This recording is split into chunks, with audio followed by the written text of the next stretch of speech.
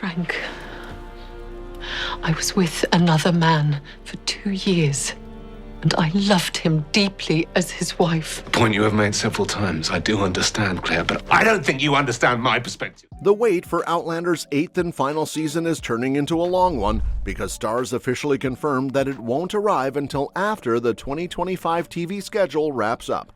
That's tough news for fans who have stuck by Claire and Jamie's story for over a decade. But at least Starz isn't planning to leave everyone completely stranded in the meantime.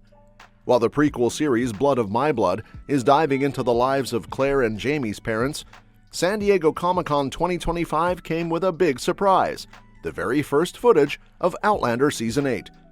It teased nostalgia and mystery and raised a bunch of new questions about Jamie's fate, but it also gave fans a special gift that made the wait feel a little easier to bear.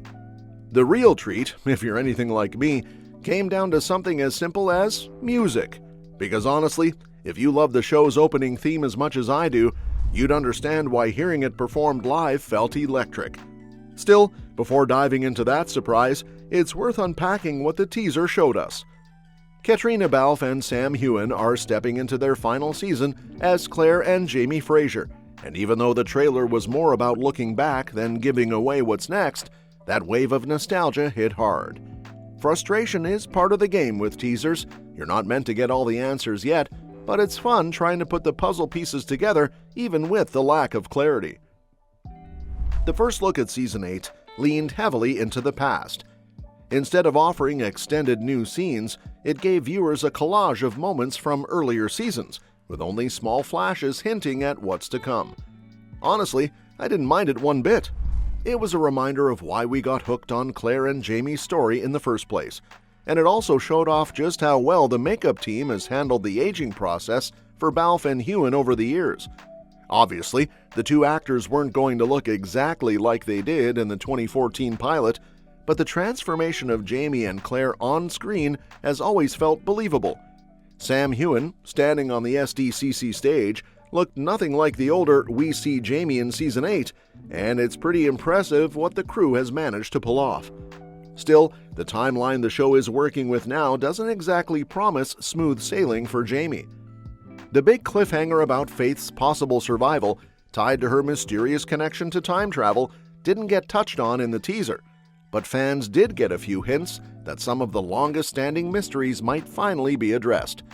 One in particular is the strange vision of Jamie that Claire saw way back before she first traveled through time to the 18th century. That haunting image has been dangling over the series since Season 1, and the trailer strongly suggested the finale might bring things full circle. The trailer also sparked memories of Frank Randall because it featured his book and glimpses of the early days of the story, complete with Tobias Menzies pulling double duty as Frank and Black Jack Randall. Thinking back on Frank as Claire's first husband in the 20th century naturally reminded me of when Jamie's ghost first appeared. And that's what stirs up the big scary question: is Season 8 finally the point where Jamie meets his end? Nobody knows yet, but the thought alone makes the stakes feel higher than ever. That's the tricky thing about a final season. The show doesn't have to protect Jamie and Claire the way it did before, because once the story ends, it ends. Outlander has been foreshadowing Jamie's ghost since the very beginning, so it feels almost inevitable that this is where the truth comes out. What frustrated me a little, though, is that the trailer didn't flash back to that key Season 1 moment of Claire spotting Jamie in the 1940s. For a trailer all about nostalgia, leaving that one out felt like a missed opportunity. But any irritation I felt pretty much disappeared once the SDCC panel wrapped up, because that's when fans got a surprise performance that was worth the wait.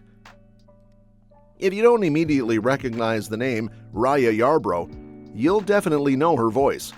She's the one who has sung the iconic Skyboat song in every season of Outlander up until Sinead O'Connor's version was used in Season 7. Over the years, the show has played with different arrangements of the tune, like the Jacobite version in Season 2, which had those dramatic war drums that matched the looming Battle of Culloden, or the duet version in 2018 that paired Yarbrough with Grieg Gare for a fresh twist. The song has always been part of Outlander's identity, and fans like me never skip it in the opening credits. So when Raya Yarbrough herself appeared on stage at SDCC and sang the Skyboat song live, it felt like a love letter to the fandom. The performance happened right between the end of the Outlander panel and the beginning of the Blood of My Blood panel, and it was already magical enough on its own. But then things got even better. A group of 4 bagpipers marched out and played Scotland the Brave. If you've never heard bagpipes live, it's an experience. Loud, powerful, and stirring in a way that no recording can fully capture. It was the perfect way to celebrate one show winding down and another one starting up. Of course, the celebration doesn't erase the fact that we still don't know exactly when Outlander Season 8 will premiere. All that's confirmed is that it'll arrive sometime in 2026. Luckily, fans don't have to wait too long for the prequel. Blood of My Blood premieres August 8, 2025, which is almost exactly 11 years to the day after the original series first aired.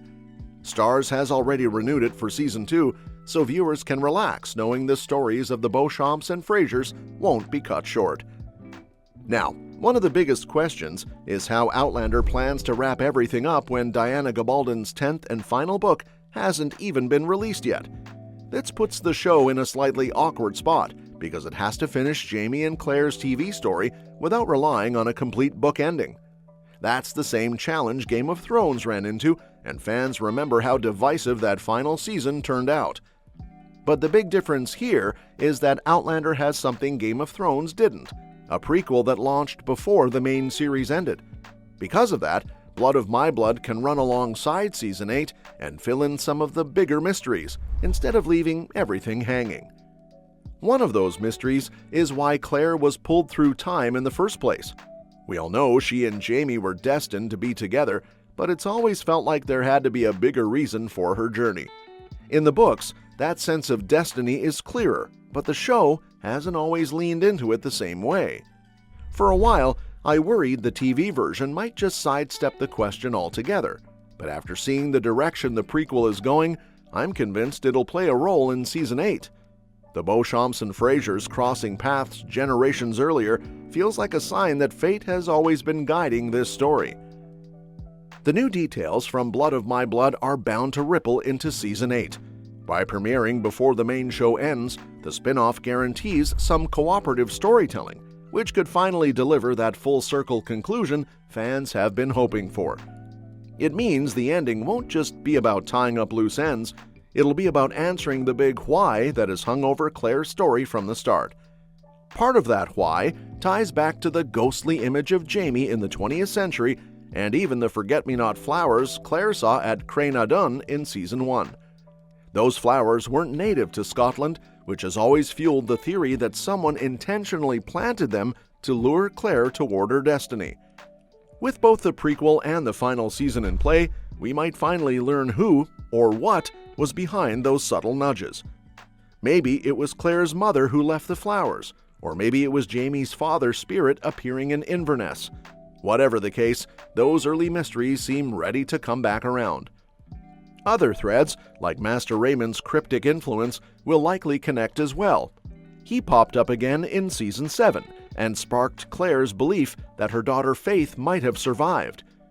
Whether or not that's true, the hints make it clear Claire's story is being carefully steered toward a destined conclusion, and her parents' tales are part of it. Still, even with all these exciting setups, there's a catch. Because no matter how satisfying the show's finale ends up being, it won't be the definitive ending. And that's that for today's video, folks. Thank you so much for watching our video today, and we will see you in the next one. And don't forget to like this video, share it with your family and with your friends, and subscribe to our channel to stay in the loop.